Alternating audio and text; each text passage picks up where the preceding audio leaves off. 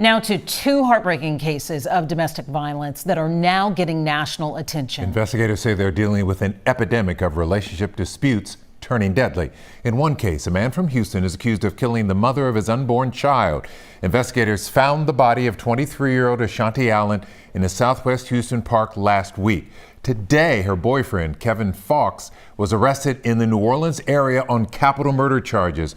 According to court documents, Fox is accused of strangling Allen on April 10th by wrapping a cord around her neck.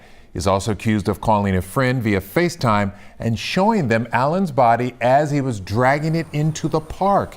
Investigators say he then took a Greyhound bus to Louisiana and was staying with a friend until his arrest today in Jefferson Parish.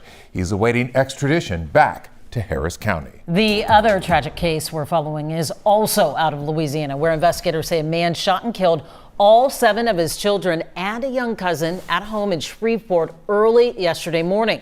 The children were between 3 and 11 years old. Shamar Elkins also tried to kill his wife and another woman, but both survived.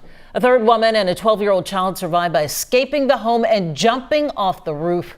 Elkins was ultimately shot and killed after a police chase. Family members say Elkins' wife had filed for divorce, citing infidelity, and the couple had a scheduled court hearing today. I want you to understand that domestic violence is nobody's joke. It is real, and these are the residual effects of what happens if we're not paying attention. We stand in difficult times. One of the things that I think is most important is that if you are experiencing abuse and violence in your home, seek the resources. Don't stay where you are.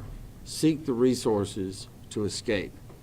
The biggest lesson that we have is that we must protect those who cannot protect themselves. There are resources available. Take advantage of those resources.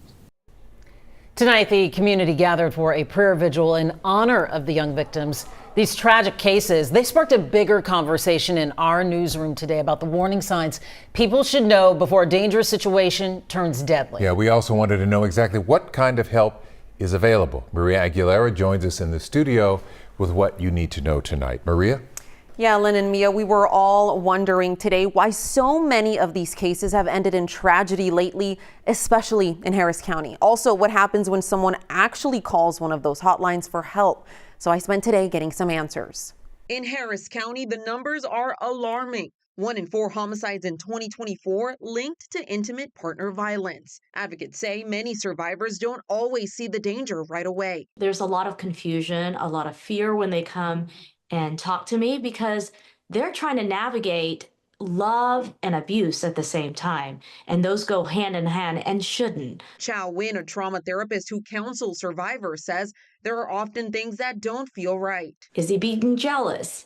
Is he isolating you from your friends?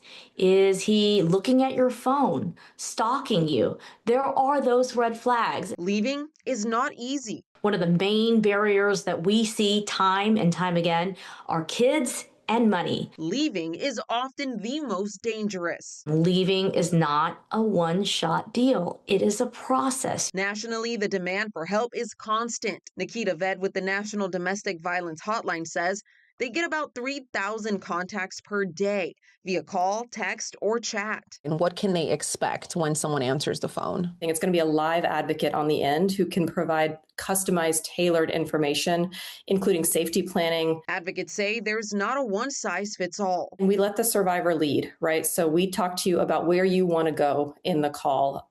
We're not asking for any mandatory disclosure of information. And so what they can expect is someone who will believe them, someone who will not judge them. For survivors, the message is clear. I know it feels impossible, but there is an avenue. There is a path to peace, to joy, to leaving abuse. You don't have to suffer in silence. Yeah, the Houston Area Women's Center told me in 2024 it housed more than 900 survivors, including more than 400 children. Lynn and Mia. So, Maria, we know the national hotline, they receive a lot of calls, but what about here locally? Yeah, so here locally last year, the Houston Area Women's Center told me they answered more than 35 3,000 calls and more than 3,000 live chats. So there's clearly a huge need here in the Houston area as well. An epidemic, as we keep hearing. The numbers speak it out. All right, Maria, thank you for the information. Now, if you know someone who needs help, here are 2 numbers you can call. The Houston Area Women's Center, 713-528-2121, and the National Domestic Violence Awareness Hotline number, 800-799-7233, both available 24/7. You can also find those numbers on our website, khou.com.